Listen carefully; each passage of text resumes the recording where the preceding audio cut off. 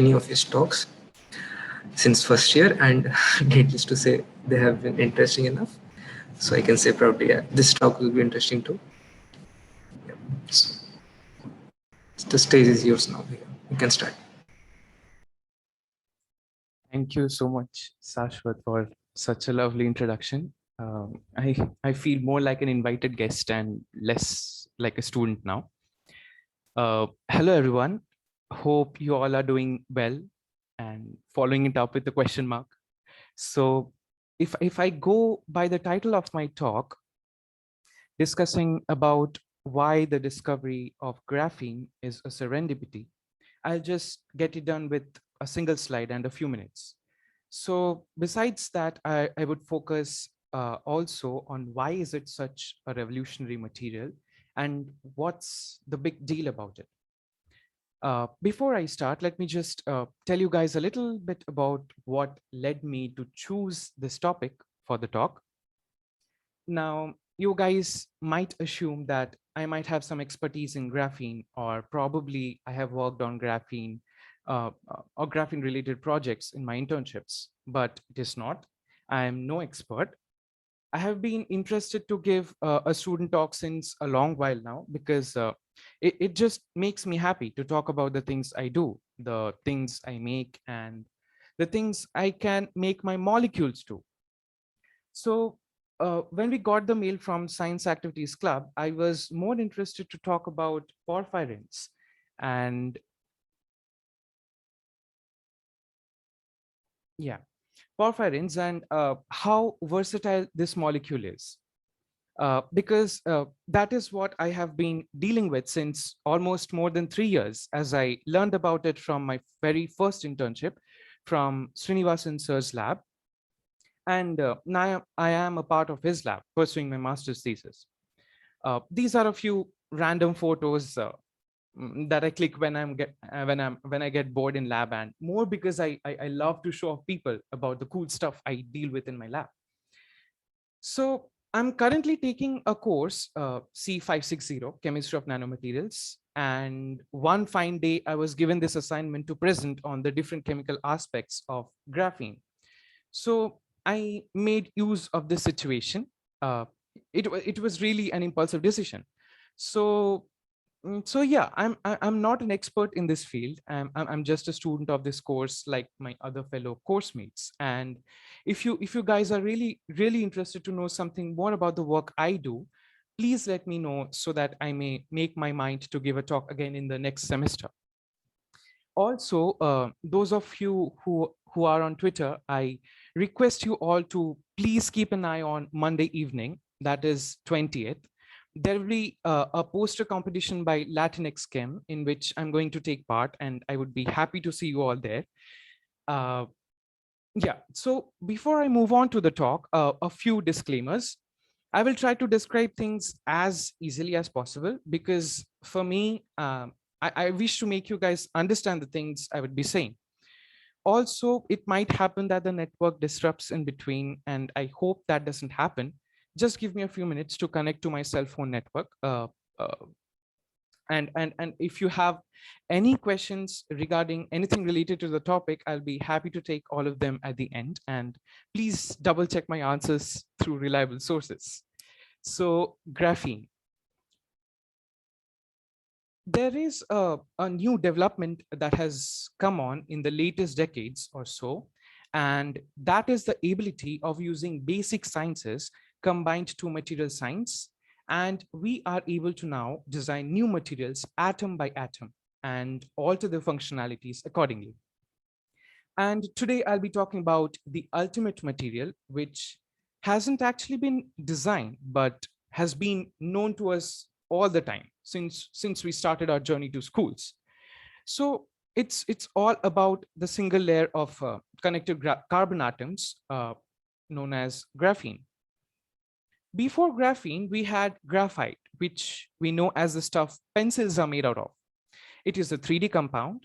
And for the longest time, scientists have always theorized that graphene could be isolated from graphite in a two-dimensional form and one atom thick, or thin as one may like to call it.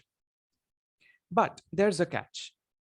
Theoretical scientists have always opposed the practicality of this idea because any thermodynamic fluctuations would prefer to curl the surface up. And this is how it should behave. In fact, it should also not be stable at room temperature, considering the chemical features of the molecule. In 2004, two Russian scientists, Andrew Gaim and Konstantin Novoselov at the University of Manchester, took this as a challenge to prove them wrong, as they happened to create the first sample of graphene. Now, their original idea of working with graphene was not to create something new or to prove the hypothesis of the theoretical scientists wrong. They wanted to see if it could be, if graphite could be used as a transistor. In fact, they had almost given up on their work on graphite. However, they came to know from their colleague researchers who were working on microscopy in the same university that they used Scotch tape to clean the mineral before putting it under the lens. And that's how graphene was discovered. So they started playing with graphite and Scotch tape and noticed extremely thin flakes stuck to the tape. This discovery took the scientific world by storm, and in 2010, the two scientists won the Nobel Prize. The Nobel Prize was not awarded simply because they proved a long-standing theoretical point wrong, but because of the different properties of the material. Graphene is a material of superlatives and one of the most promising and versatile materials ever discovered. It could even hold the key to everything from super small computers to high capacity batteries. Now, you would hear me constantly using the superlative words throughout the talk, so apologies if your ears get bugged with too many words ending with EST. I was curious to read more about the story and got an article, but unfortunately the content was in Spanish, so and it would have taken me ages to translate everything. But if you guys are interested to know more about the same, please go ahead and read this paper and let me know what you all got in there. So what exactly is graphene? Long story short, it is basically one of the allotropes of carbon. Allotropes of carbon are based on the ability of carbon to demonstrate three-dimensionality. Each carbon atom can form up to 4 covalent bonds with itself or with other elements. When carbon atoms form covalent bonds with itself, it forms a diamond-like structure, as there are no delocalized electrons to allow for the conduction of electricity. So carbon in the form of diamond is an insulator. And it is extremely difficult to break these strong covalent bonds because it requires massive amount of energy. And so in fact, because of the same reason, it is also insoluble in water. On the other hand, carbon atoms in graphite are bonded differently. Unlike diamond, there are only 3 bonds per carbon atom in graphite, and the fourth electron that is there is able to move freely. Each bond is a very strong covalent bond, as we have only 3 per carbon atom. There is a different arrangement. In graphite, the carbon atoms are arranged in layers. As a result, each carbon atom has a delocalized electron to contribute to the conduction of electricity in graphite. Fullerenes, on the other hand, and also we have single-walled nanotubes. We can imagine, or we can think of these structures forming as if the graphene layer of carbon atoms has been rolled into a cylindrical shape, or perhaps folded onto a ball. And this are usually called Buckminster fullerenes or buckyballs, the C60. Now in graphene, 3 of the 4 outer shell electrons of each atom occupy the sp2 hybrid orbitals, which are nothing but a combination of the s, px, and py that are shared with the nearest atoms, uh, forming a sigma bond. The remaining outer shell electrons occupies a pz orbital that is oriented perpendicularly to the plane. These orbitals hybridize together to form two half-filled bands of freely moving electrons, pi and pi star, which are responsible for most of the graphene's notable superb electronic properties.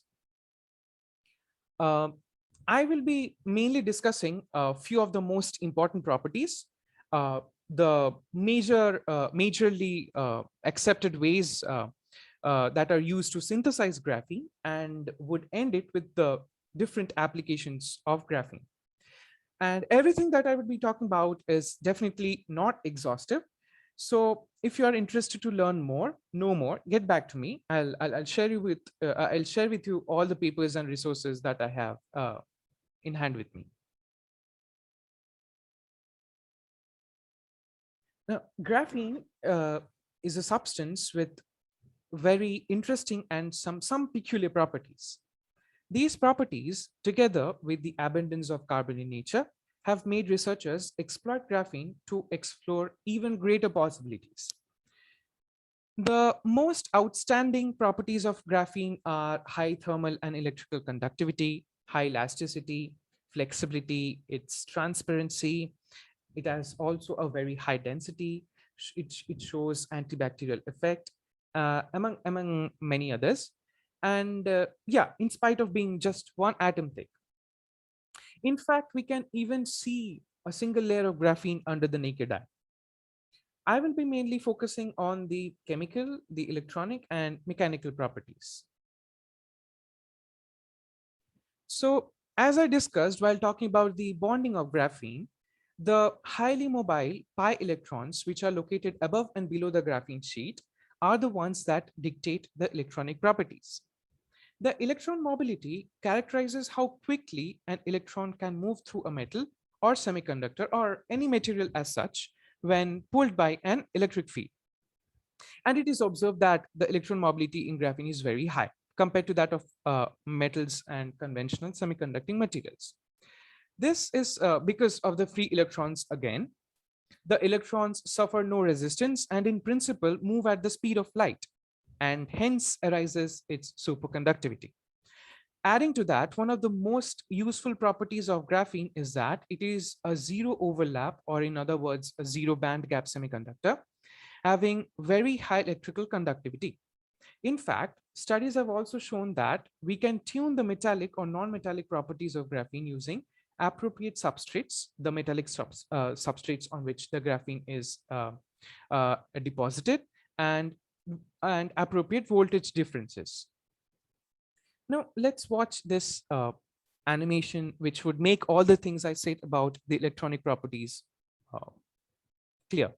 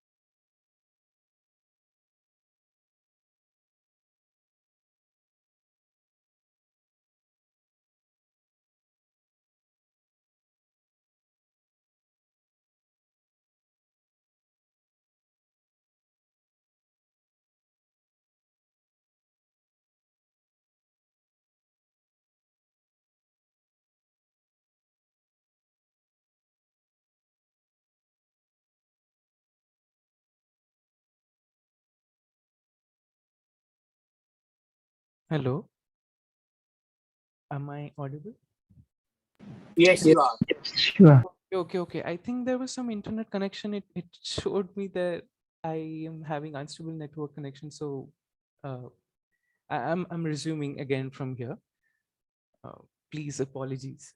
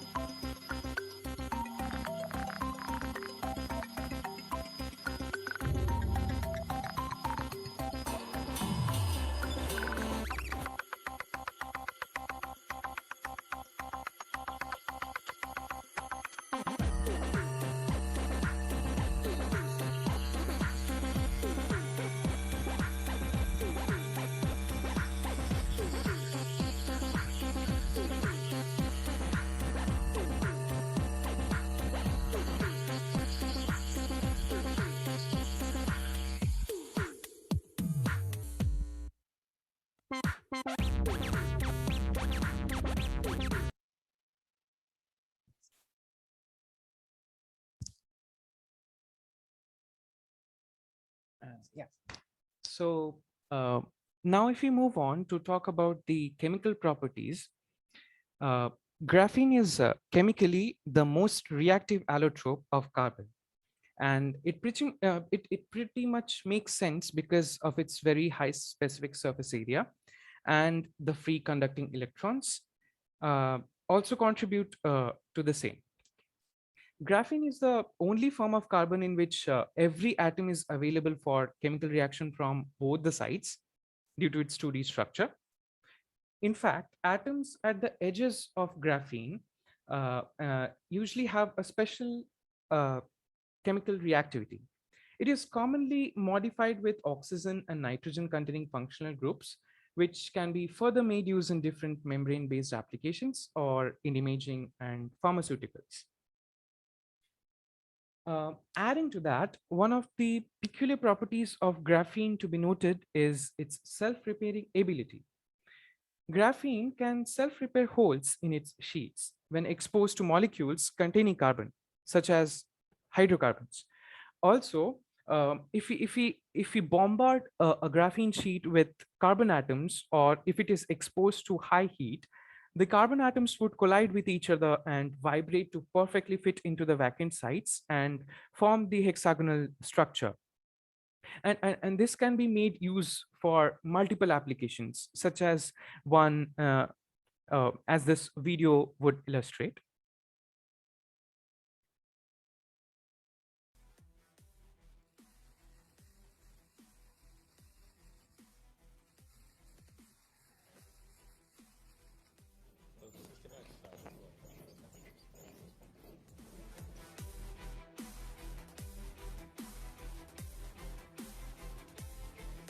So this is basically a steel plate which is coated with graphene, and once when it is scratched and we apply the heat, the scratches disappear.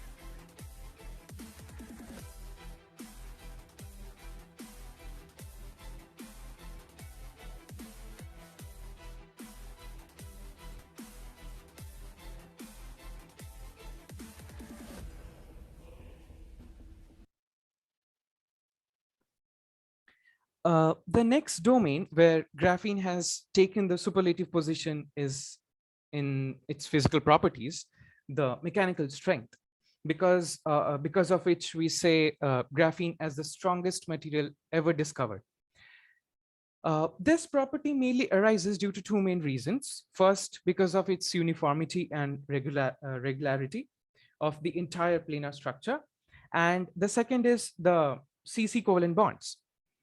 It has an ultimate tensile strength of 130 gigapascals compared to 400 megapascals for A36 structural steel, or 375 megapascal for Kevlar, the material that is used to make bulletproof jackets. What makes this particularly special is that graphene also contains elastic properties. That is to say, it can retain its initial size after a physical strain.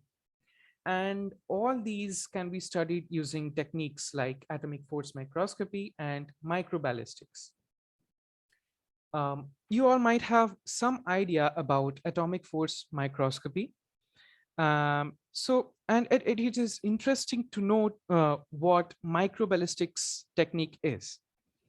Microballistics is basically a method that is used for determination of physical properties like, say, tensile strength in microstructures, as the name suggests. So an analogy would be, let's say we want to measure the tension of 1 square meter of steel plate and an inch thick. Now we shoot bullets of a particular dimension, and according to the penetration depth, or let's say the difference in the kinetic energy of the bullet, we calculate the required property or the energy that is required to cause the stretch. Since we cannot have a graphene sheet on such a macro scale as of now, what is done instead is we use microcannons. And these microcannons are usually laser jets, and nanoparticles like silicon can be used as bullets. And they're shot on microstructures of graphene sheets to calculate the similar property. This is one such method of microballistic technique which is used. There are other methods too. We can synthesize graphene to give rise to different structures and morphologies. A few of them are graphene oxides, and we also have reduced graphene oxides.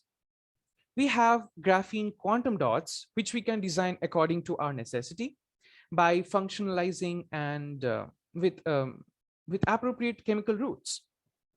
So these GQDs can be further made use in different applications, say bioimaging, biosensing, biomedicines. We can also synthesize graphene in the form of aerogel.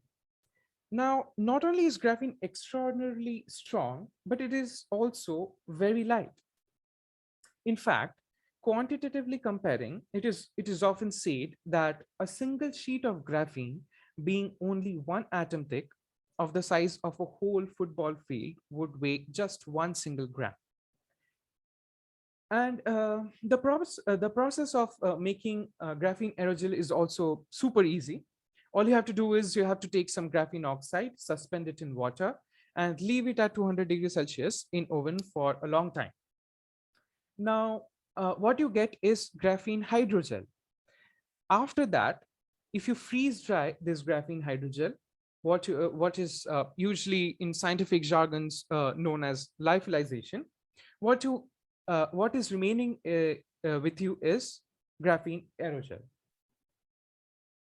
We can also have graphene in different other forms like monolayer sheets. We have bilayer graphene, we have superlattices, nanoribbons, fibers, molded graphene, nanocoils, and so forth. So yesterday, I was having a discussion with one of my very close friends from my batch, currently working under Professor Jane Behra's lab. And she specializes in the synthesis of lanthanide selenides and their composites with carbonaceous materials to test for their applications in energy storage and conversion, if I got it right. I would really encourage all of you to ask her to show all the cool stuff she makes in a lab. These are some of the few images of the materials she uses to make her precursors. So this is graphite powder from which graphene is made, and these are graphene flakes. Now, if you read about the experiment that were performed by the Nobel Prize winners, they used graphene flakes, and after multiple repeated Scotch tape unlayering, they reached to the single layer thick graphene. And it is a general misconception that they used pencil to get to the Nobel Prize discovery. This is graphite powder. Sorry, this is graphene nanoplatelets, which is suspended in water, and this is a picture of how graphene oxide flakes looks like. So how exactly do we synthesize them in lab? The images in this slide give an overview of the widely accepted methods of synthesis of graphene as of today. There are other methods also which are being reported every day, or maybe let's say every year, but these are the ones that are majorly used. We can either take the top down or the bottom up approach according to our necessity. I will not be going in depth, but we'll discuss the idea briefly and the key points for all these methods. So within the top-down concept, graphene is prepared by exfoliating graphite in various ways. The first among them is mechanical exfoliation. In this process, the ideal case is that graphene can be peeled from bulk graphite layer by layer. The resistance to overcome is the van der Waals attraction that exists between the adjacent graphene flakes. Now, in general, there are two kinds of mechanical routes to exfoliate graphite into graphene flakes. That is, one is normal force based, and the other one is shear force. One can exert normal force to overcome the van der Waals attraction when peeling two graphite layers apart, such as that which happens in micro mechanical cleavage by Scotch tape, as is shown in this image. And through graphite's self-lubricating ability in the lateral direction, one can also exert lateral force to promote the relative motion between two graphene layers, such as that which is employed in ball milling technique. Next comes the chemical exfoliation techniques, and that can be achieved by multiple methods of treating graphite with different nature of chemical forces to overcome the van der Waals interaction. One is oxidative exfoliation, the other one is electrochemical exfoliation, and we also have liquid phase exfoliation. So until now, there have been three well-known methods for synthesis of graphene oxide: the Boride method, the Staudenmayer method, and the Hammer's method, or by slight modifications of these procedures. And in all these procedures, oxidation of graphite involves at different levels and using different oxidizing agents like KClO3 or KMnO4 in presence of strong acids, HNO3 or H2SO4. So in the Hammer's method, which is the one which is widely used, potassium permanganate and H2SO4 are the precursors that are generally used. And we also use sodium nitrate to increase the interlayer distance. This reaction is very explosive. And if you look into the chemistry, you will see the formation of Mn2O7 as an intermediate hidden step. So if you expose this particular reagent to bioorganic materials, it is highly exothermic, and you will get an explosion. Again, you can get in touch with people from Jen Berasar's lab to listen to some of the horrifying stories. Now, next one is liquid phase exfoliation. Graphite can be easily exfoliated in liquid media by exploiting ultrasound to extract different layers. And the liquid phase exfoliation process generally involves three sections of dispersion of graphite in a solvent, and then exfoliation and purification. So, and one can use different solvent systems and dispersant according to the needs and requirements. We have this figure here which illustrates the mechanism of the same in a very simplistic way, wherein the graphite layer is first intercalated slowly, that assists in breaking the van der Waals bonds, followed by exfoliation using ultrasound, and that ultimately results in dispersion of graphene. This method eliminates the chemical oxidation step, which is an advantage, and the yield is also very high. The third kind of chemical process is the electrochemical exfoliation, wherein you have graphite rods which are used as electrodes. And as we set up a voltage difference, the anions and the cations respectively move towards the anode and the cathode. With time, what happens is those small ions percolate through the layers of the graphite and overcome the van der Waals forces and increase the spaces in between the layers, as a result of which the layers get split up spontaneously or maybe by an external stimuli like sonication, and slowly starts breaking to smaller monolayer graphene. The last among all the top-down approach is unzipping carbon nanotubes or multi-walled nanotubes. And this can be achieved either by a chemical approach or through intercalation or maybe via catalytic process, or by using various physicochemical sources like atomic force microscopy or plasma. And we can also use an electron beam to cut through the layers of multi-walled nanotubes. And what we get is either nanoribbon or graphene. This particular slide explains one of the mechanisms of the method which is used that has been talked about in the previous slide. So we have sp2 carbons and you oxidize, you use an oxidizing agent. What you get is graphene oxide. And once one of the bonds is ruptured, all the neighboring bonds also become very loose, and it is easier to oxidize them. And with time, what you get is a cut that occurs in the different layers of carbon nanotubes or multi-walled nanotubes that you use. This image is an electron microscope image of how slowly the multi-walled nanotubes opens up layer by layer using electron beam. So in this image, you can see that we have a multi-walled nanotube, and this is a single layer of graphene. And then slowly we see how all the other layers gets ruptured. And we, at the end, what we have is probably many different layers of graphene. Moving on to the bottom-up approach methods, we have chemical vapor deposition, we have epitaxial growth method, and we also have a method which is like the most favorite among the chemists, making everything from scratch chemically. So in chemical vapor deposition, what we do is we employ a very hot hydrocarbon gas, and we pass it over heated metal substrates.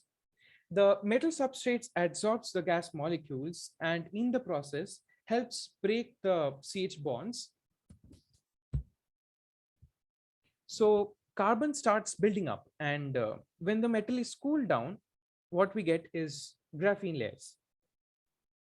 And the next method is epitaxial growth method, where we take silicon carbide as our substrate, and it is heated to a very high temperature. With time, what happens is the silicon sublimes as vapor, sometimes as silicon carbide or even as Si2C from the upper surface, and what is left behind is just carbon that slowly arranges and packs in a hexagonal form to form the graphene layers. The last in line would be organic synthesis method, where we use organic agents like FeCl3 with benzene, whose mechanism has been shown in this picture. After dispersion and sonication, addition of water results in the formation of graphene layers at the interface of the benzene water solvent mixture. And also, instead of FeCl3, what we can do is we can make use of other surface active metals like gold 111. Now, this 111 is nothing but gold that is packed in ABAB type packing in 3 dimensions. By now, we have already seen the potentials that graphene carry. As a matter of fact, it is an extremely diverse material and can be easily combined with other elements, including gases and metals, to produce different materials with various superior properties.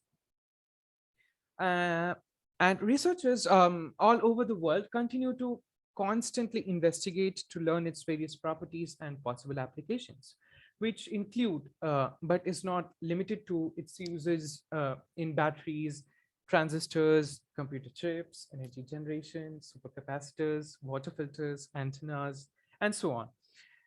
And since it is impossible for me to talk about all the research that has been carried out, I have tried picking up a few interesting ones from the review papers that I was following for my assignment. So in the last decade, the use of graphene oxide as a biomaterial for tissue regeneration and drug delivery has become fascinating for researchers. And it is because the compound has several favorable features, including excellent bioadaptability, high drug loading capacity, uh, privileged electroconductivity, and controllable size and shape that promotes its use in various biomedical applications, such as in tissue regeneration, anti-cancer and antibacterial agents, or maybe as drug carriers, as biosensors, in photothermal therapy, and so on. Owing to its excellent biocompatible properties, studies have proven its effect on cell growth, tissue repair, and also cell differentiation. And the results are extremely promising. For example, in the first image here, the enhanced cardiac repair by mesenchymal stem cell graphene oxide composites implantation has been illustrated 14 days after the implantation. MSC refers to mesenchymal stem cell and GO is graphene oxide composite. And these images are after a histological analysis of Mason's trichrome blue dye, which illustrates areas of fibrosis. So here the blue indicates fibrosis. Usually coronary heart disease, aortic stenosis, and hypertension are the most frequent causes of myocardial fibrosis. But there can be other reasons too that might lead to this response of producing fibrotic cells. In the second image here, we see how such materials can work as a great support structure for cells to grow. Now, we have learned in our high school years, in books and also from hacks of our organic lab courses, that in order to get pure crystals easily from supersaturated solution, one method is by adding small crystal of the same component. Similarly here, in both experiments, graphene along with cellular components is seen to function better than the individual cells or the scaffold. Graphene has also demonstrated excellent antibacterial effects against a broad spectrum of bacteria species. And the main mechanisms behind the way it causes the bacteria to die are either through oxidative stress, which is by disturbing the reactive oxygen species present in the system, or through cell entrapment or sharp edge mediation insertion, brought about by its non-covalent interactions with the different functional groups that are attached with the graphene material that is being employed or administered. So this slide talks about an experiment which was performed to know whether graphene composites can enhance photothermal properties of certain agents. Now, this image is a representative photo of tumors in mice after various treatments, as has been indicated. DOX refers to doxorubicin, which is an anti-cancer chemotherapeutic drug. NGO refers to nanographene oxide, PEG, polyethylene glycol, and NIR refers to near infrared irradiation. So the tumor on, as we all can see, the tumor on the NGO-PEG-DOX composite injected mouse upon laser irradiation was completely destroyed. The next image is a schematic illustration of the constraints of DNA molecules on functionalized graphene and its effect. So single-stranded DNA can be effectively constrained on the surface of graphene through adsorption. The enzyme DNase 1 can digest free DNA, but not graphene-bound DNA. Also, we can make use of graphene as excellent drug carriers, and one can achieve it either via making use of the excellent functionalization potential of graphene or through the huge sea of pi electronic interactions. Here in this image, we can see that the drug molecules like doxorubicin is loaded onto the composites via pi stacking. In fact, these drugs can be loaded on both the sides of the graphene sheets. Graphene, especially in its form of graphene oxide, can be used for filtration applications also, like that in desalination or in solvent distillation. It selectively allows only water molecules to pass through and not any other, even if it is a smaller molecular gas like helium or any other solvent. The exact reason why this happens is still not clear. While some say that it depends on the graphene oxide functionalization, and others say it is because of the bonding and the interaction between water and the groups at the openings in geolayers, and that probably plays the major role. And now, as I've been repeatedly saying and emphasizing on the conductance of graphene, it is a near perfect conductor of electricity, and this allows electricity to flow without hindrance and slows the heating process that lithium batteries might face. And it also increases the charging speed up to 5 times faster than the conventional batteries, and it increases the battery lifetime by 5 times the charging cycles. Now, the fact that graphene is conductive and transparent makes it a clear candidate for touchscreens. But the main reason why it could replace the materials currently used, such as indium tin oxide, is because it's stronger and more flexible. Also, if we take into its self-healing properties, we can very well say that if we have a shattered screen, or let's say we have a cracked touch screen, then we might be able to prevent it in the past. This is just a very small demonstration which was aired on behalf of the Graphene Center, which is there in Cambridge, University of Cambridge, and they have been able to invent this device which uses graphene as the optoelectronic material in this particular technology.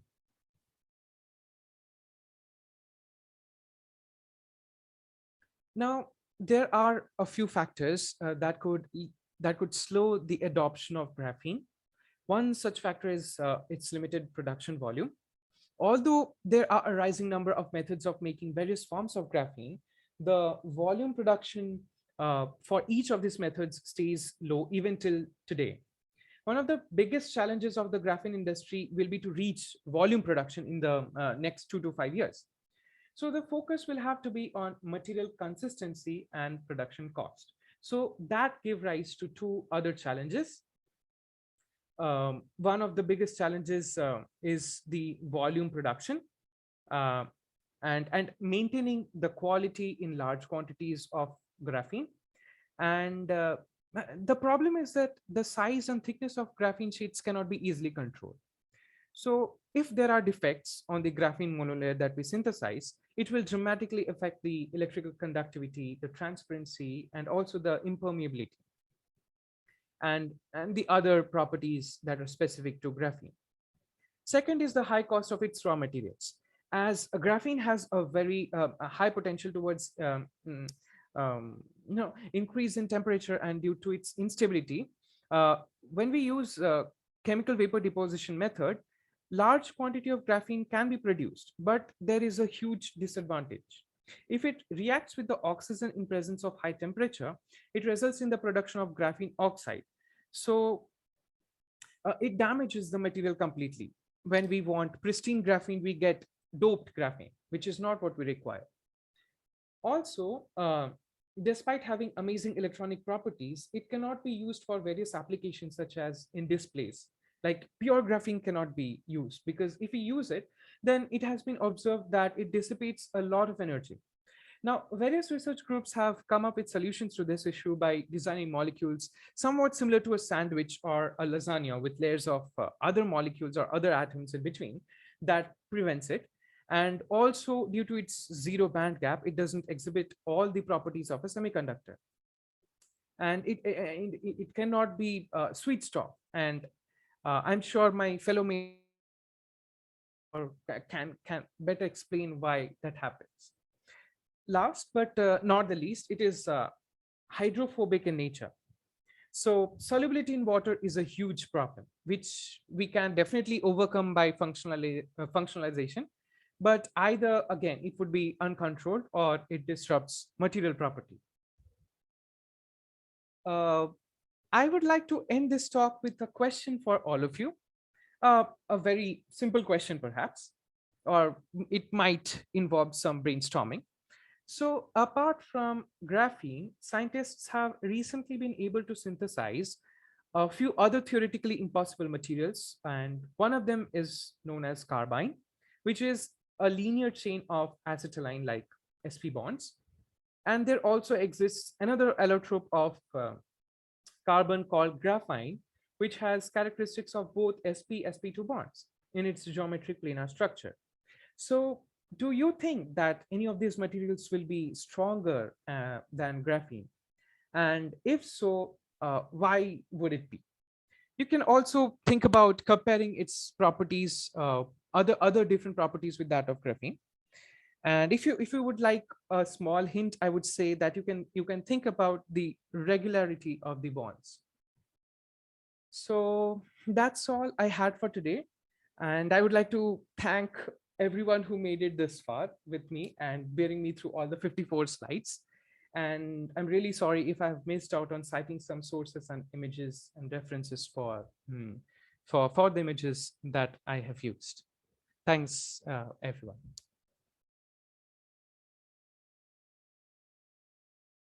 If you have any questions, you can ask me.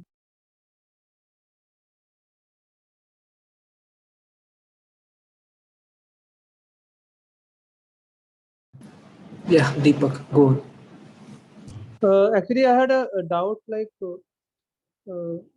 we know that there are multiple layers of like graphene in case of graphite. Okay, so like there are free electrons. What can be the reason for not bonding of both the electrons? Like, I had that question in mind. Like, I was not getting its answer. Okay, so see, what happens in graphite is if you look into the 3D structure of graphite, the pi electrons which are there are adjacent. The electrons move adjacent to each other and they do not move perpendicularly. So that is why there is no covalent bond that exists between one layer of graphene and the other. And that is why you don't have and that is why you have these graphene layers. You can have these layers slide on top of another, because we don't have a covalent bond between these two. And the reason is, as I said, the electrons do not move perpendicularly. They travel laterally. Wait, let me just get to that slide.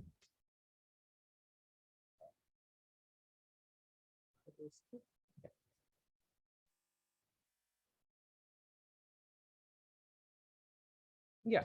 So if you look into this graphene structure, the electrons travel this way laterally and not perpendicularly. So we don't have a covalent bond that exists between these two. And that is why it is also easy to separate graphene layers from graphite. Otherwise, we wouldn't have got graphene from graphite just with a sticky tape. We would have to use some other harsh conditions, harsh mechanical and physical chemical conditions for the same. Got it. Thank you.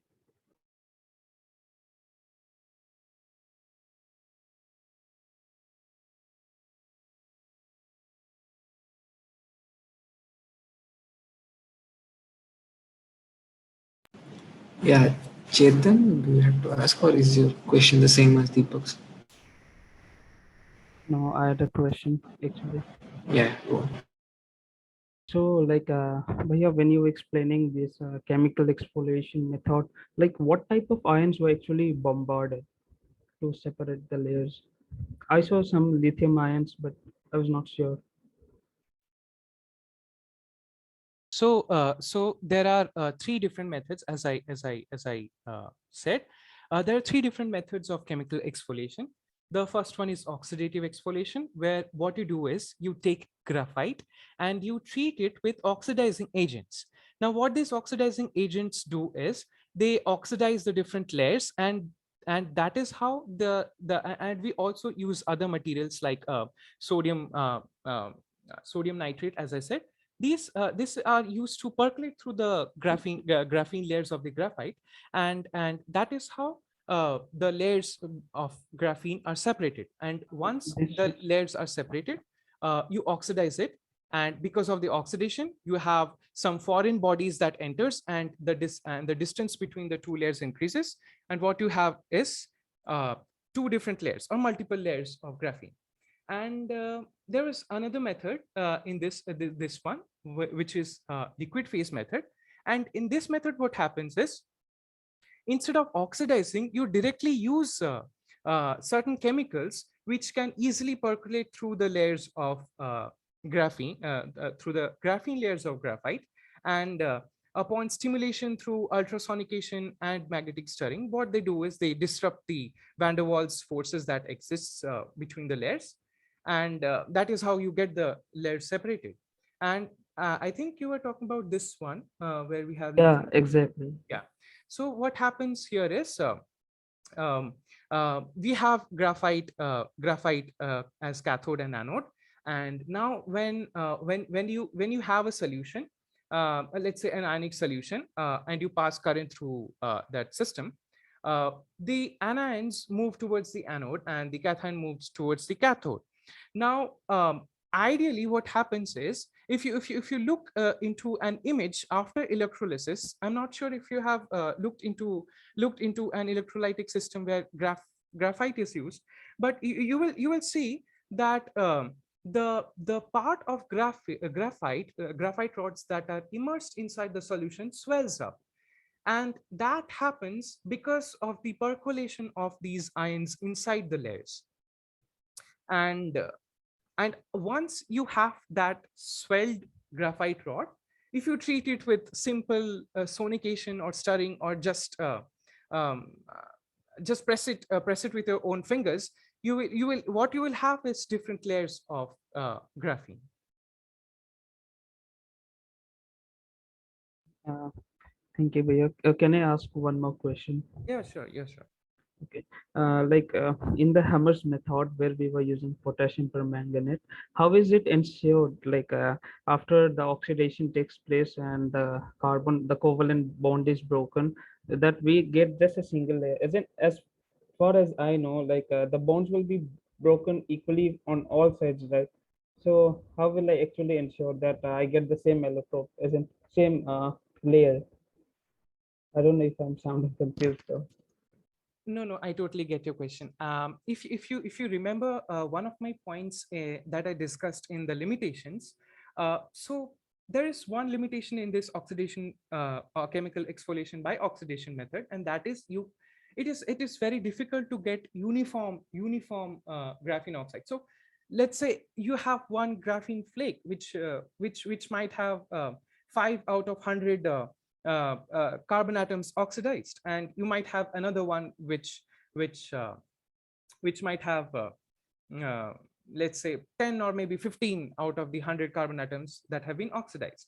But there are certain synthetic routes and synthetic techniques which are applied, and which ensures that everything happens on an equal ratio or proportionately. For example, if I remember my discussion with Smruti yesterday, she you can have a talk with her. She makes graphene oxides on a daily basis. So what they do is they sonicate graphite in water or whatever system they're using for long duration. Let's say an hour or maybe even 2 hours. So that ensures that whatever graphite powder you have is equally dispersed in water. And after that, what you do is you use in excess. Everything that you have, you use in excess. So yeah, um, I guess that's what. Yeah, I get that part. And also, like, last one more thing, like the symmetry of oxidation, like has that to be maintained, like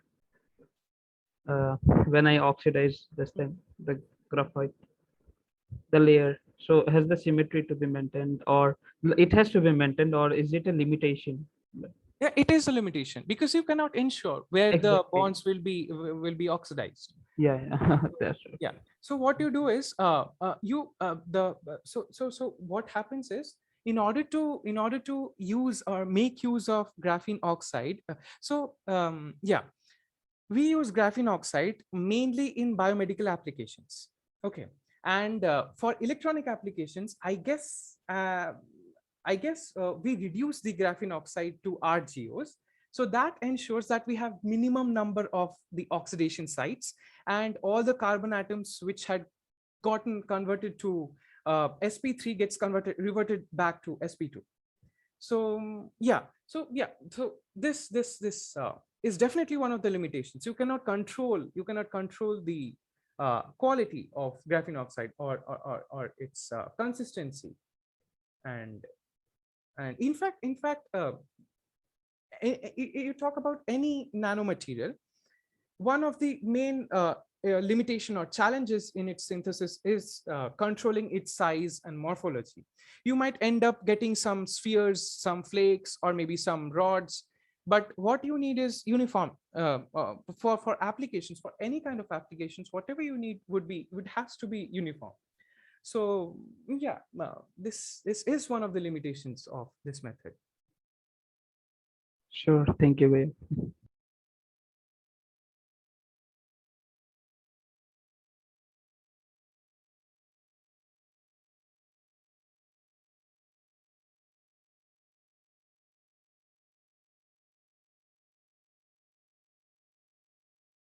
Yeah. Does anyone have any questions?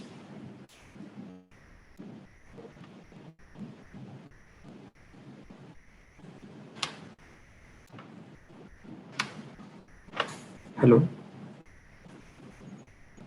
Am I audible? Yeah, you're audible. Okay. Feels like talking to a wall that is not responding. Okay. I guess that is it. Before you guys go, I have a quick announcement. Thank you, Suritra Bandyopadhyay, for this talk and this discussion afterwards.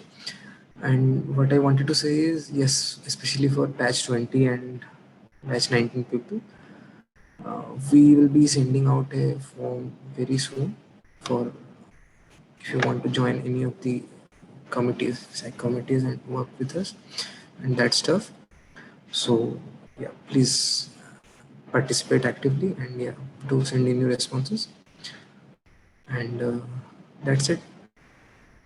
Thanks again, Survey. And of course, I have also I'm writing down Smriti's name for the next talk. And yeah.